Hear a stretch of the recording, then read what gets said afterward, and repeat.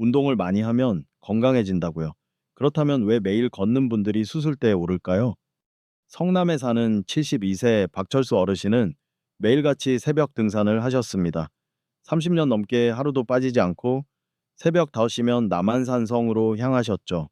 친구들 사이에서도 진짜 건강한 어르신으로 불리던 분입니다. 그런데 어느 날 오른쪽 무릎이 붓고 통증이 심해져 병원에 오셨습니다. MRI를 찍어보니 연골이 거의 다 닳아 있었습니다. 게다가 양쪽 무릎에 퇴행성 관절염 3기 진단까지 받으셨습니다. 아니, 저는 매일 운동했는데요. 왜 이런 일이 생긴 거죠? 박 어르신의 말씀이었습니다. 이 질문은 제가 65년간 진료하면서 수도 없이 들은 말입니다. 안녕하세요. 저는 정형외과 전문의 오민석입니다. 올해 92입니다. 제가 의사가 된 지는 65년이 넘었습니다. 수만 명의 어르신들의 관절, 척추, 골다공증, 낙상 문제를 직접 치료해 왔습니다. 지금까지 제가 본 바로는 많은 분들이 운동의 일도 건강이라고 믿고 계시지만 그 운동이 오히려 관절을 망가뜨리고 병원비를 키우는 경우가 많습니다. 제가 오늘 말씀드릴 내용은 조금 불편할 수 있습니다. 하지만 진심을 담아 꼭 전해드리고 싶습니다. 왜냐하면 저는 여러분이 건강하게 오래 사셨으면 좋겠기 때문입니다. 그저 오래가 아니라 고통 없이 오래 사는 삶 말입니다. 혹시 지금도 무릎이 아픈데도 참고 걷고 계신가요? 나이 들수록 더 움직여야 돼 라는 말 무조건 맞는 걸까요? 이제부터 제가 그 오해를 하나씩 풀어드리겠습니다. 그리고 60대 이후 절대 해서는 안 되는 7가지 운동도 꼭 짚어드리겠습니다. 많은 분들이 이렇게 말씀하십니다. 걷기야말로 최고의 운동이다. 스쿼트를 하면 허벅지가 튼튼해져서 낙상도 예방된다. 땀을 흘려야 진짜 운동이다. 그런데 과연 그럴까요? 모든 어르신에게 걷기가 맞는 운동일까요? 모든 무릎이 스쿼트를 견딜 수 있을까요? 우리는 보통 건강한 이혐 30대 기준의 정보를 그대로 60대, 70대에게 적용하려는 실수를 자주 합니다. 하지만 노화는 단순히 숫자의 문제가 아닙니다. 연골, 인대, 근육, 혈관, 심지어 평형 감각까지 모두 달라집니다. 예를 들어 볼까요? 계단을 오를 때 무릎 관절에 가해지는 압력은 체중의 5배에서 많게는 7배까지 올라갑니다. 70kg 어르신이 계단을 오르면 무릎은 350kg 이상의 하중을 견뎌야 합니다. 이걸 매일 반복하면 어떻게 될까요? 연골은 타이어와 비슷합니다. 한번 닳기 시작하면 회복되지 않습니다. 자연적으로 재생되는 조직이 아니기 때문입니다. 그래서 젊을 땐 잘 버티던 관절도 60대가 넘으면 조심하지 않으면 쉽게 무너집니다. 또 한 가지 예를 들어볼까요? 많은 분들이 스쿼트는 하체 근육을 키워주니까 좋다고 말씀하시는데 사실 잘못된 자세로 하는 경우가 대부분입니다. 무릎이 발끝보다 앞으로 나오거나 허리를 과하게 숙이거나 균형을 제대로 잡지 못한 채 무게를 실으면 오히려 척추와 무릎에 큰 부담을 줍니다. 운동은 많이 하는 게 중요한 게 아닙니다. 맞게 하는 것이 훨씬 더 중요합니다. 운동도 나이에 맞는 방식이 따로 있습니다. 70대 어르신에게 20대 방식의 운동을 권하는 건 마치 오래된 자동차의 고속도로를 시속 200km로 달리게 하는 것과 같습니다. 그리고 이건 단지 제 개인 의견이 아닙니다. 대한노인정형 외과학회의 자료에 따르면 60대 이상 어르신의 무릎 통증 환자 중 42%가 잘못된 운동 습관으로 인해 증상이 악화됐다고 합니다. 운동은 복권이 아닙니다. 운이 좋으면 효과 보고 아니면 손해 보는 게 아닙니다. 잘못하면 평생 무릎을 잃을 수도 있습니다. 그러니 지금이라도 방향을 바꾸셔야 합니다. 다음 파트에서는 어떤 분에게 어떤 운동이 맞는지 상세하게 알려드리겠습니다. 제가 진료하면서 항상 강조하는 말이 있습니다. 모든 사람에게 맞는 운동은 없습니다. 운동은 처방처럼 내 몸에 맞아야 합니다. 그래서 이번에는 어르신들 상태에 따라 어떤 운동이 안전하고 효과적인지 나누어 설명드리겠습니다. 먼저, 건강한 편인 어르신들입니다. 혈압이나 당뇨가 없고 관절 통증도 적은 분들. 이런 분들은 하루 20분 정도의 평지거 걷기, 실내 자전거, 간단한 맨손 스트레칭이 좋습니다. 단, 절대 무리해서 숨이 찰 정도로는 하지 마십시오. 운동은 땀이 아니라 꾸준함이 기준입니다. 아침에 일어나서 의자에 앉은 상태에서 발가락을 오므렸다 펴는 스트레칭을 3분만 해보세요. 이 동작 하나만으로도 하체 혈류 개선, 낙상 예방 효과가 큽니다. 다음은 고혈압이 있는 분들입니다. 이분들은 머리를 아래로 숙이는 동작은 피해야 합니다. 예를 들어 윗몸 일으키기, 깊은 인사 자세 또는 고개를 아래로 숙여 오래 걷는 등산 같은 활동은 혈압을 급격히 올릴 수 있습니다. 대신 등받이 있는 의자에 앉아서 팔을 위로 천천히 들었다 내리는 상체 스트레칭, 그리고 벽을 짚고 하는 종아리 늘리기가 안전합니다. 세 번째는 당뇨가 있는 분들입니다. 당뇨 환자분들은 발의 감각이 둔해진 경우가 많아 넘어지거나 발목을 삐끗해도 잘 못 느끼는 경우가 있습니다.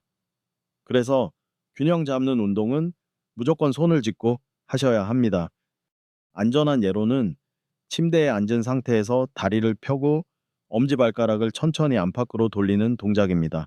혈액순환을 돕고 발가락 감각 유지에도 큰 도움이 됩니다. 다음은 골다공증이 있는 분들입니다. 뼈가 약한 분들은 충격이 있는 운동은 절대 피해야 합니다. 줄넘기, 뛰기, 빠르게 걷기 모두 위험합니다. 골절 위험이 급격히 높아지기 때문입니다. 대신 앉아서 하는 저항 운동, 예를 들어 수건을 발바닥에 걸고 당기는 동작을 추천드립니다. 이건 뼈에는 부담이 적고 근육 강화에는 효과적입니다. 마지막으로 한근고제 혈액 물키는 약을 복용 중인 분들입니다. 이런 분들은 넘어지면 큰 출혈이 생길 수 있기 때문에 절대 넘어질 수 있는 환경에서는 운동하지 마십시오. 매트 위에서 하는 운동, 침대나 소파에서 하는 가벼운 다리 스트레칭이 가장 안전합니다. 이 모든 그룹에 공통된 한 가지가 있습니다. 운동의 목적은 힘들게 하는 것이 아니라 몸을 깨우고 쓰러지지 않게 지키는 것입니다. 운동은 약처럼 과하면 부작용이 생기고 적절하면 내 몸을 살립니다. 여러분께 딱 맞는 운동 지금부터 시작해보세요. 다음 파트에서는 절대 해서는 안 되는 운동 7가지를 짚어드리겠습니다. 지금부터 말씀드리는 7가지 운동, 어르신들께서는 반드시 피하셔야 합니다. 이건 단순한 의견이 아니라 제가 수술실에서 직접 마주한 수천 명의 사례에서 얻은 교훈입니다. 1. 무릎 통증이 있는데도 걷기 운동을 계속하는 것. 김용호 어르신은 68세 때부터 매일 1시간 이상 걷기를 하셨습니다. 무릎이 시큰거리고 계단 오를 때 아팠지만 이 정도는 참고 해야지라며 계속 걸으셨습니다. 결과는 1년 만에 연골이 닳고 인공관절 수술을 받으셨습니다.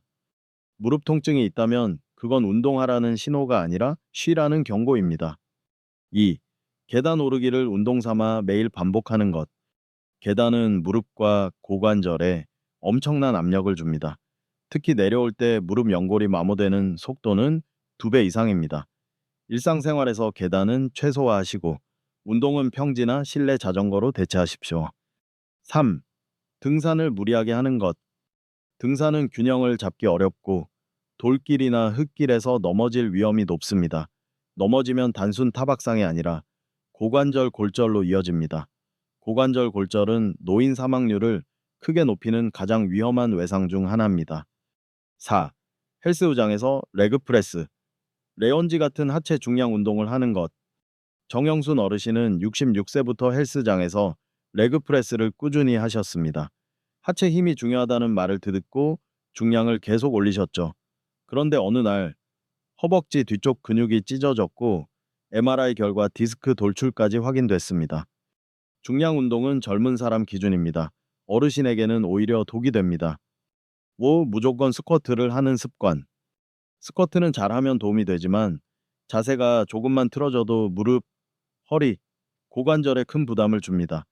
특히 연골이 약한 어르신에게는 관절 파괴 운동이 될 수 있습니다. 6. 아무런 준비 운동 없이 바로 운동을 시작하는 것. 아침에 일어나자마자 걷기, 등산, 자전거를 타는 분들 많습니다. 하지만 수면 후 몸의 관절과 근육은 굳어 있는 상태입니다. 스트레칭 없이 바로 운동을 시작하면 염좌, 근육 파열, 낙상 위험이 훨씬 높아집니다. 7. 통증을 무시하고 운동 강도를 높이는 것. 조금 아파야 운동한 거지. 이 정도 통증은 참을 만하니까 계속해야지. 이런 생각은 정말 위험합니다. 통증은 우리 몸이 보내는 경고등입니다. 무시하면 작은 손상이 큰 수술로 이어질 수 있습니다. 박 어르신은 인공관절 수술 후 이렇게 말씀하셨습니다. 그때 그냥 멈췄다면 이 고생 안 했을 텐데 운동은 끈기보다 이해가 먼저입니다. 내 몸을 이해하고 내 몸이 원하는 방식으로 움직여야 그게 진짜 건강입니다. 이제 마지막 파트에서 정리와 함께 진심 어린 메시지를 전해드리겠습니다. 지금까지 많은 이야기를 드렸습니다. 혹시 마음이 무거워지셨나요? 괜찮습니다. 지금부터 바꾸면 됩니다. 절대 늦지 않았습니다. 마지막으로 꼭 기억하셨으면 하는 5가지만 정리해 드리겠습니다. 첫째, 운동은 많이 하는 게 아니라 맞게 해야 합니다.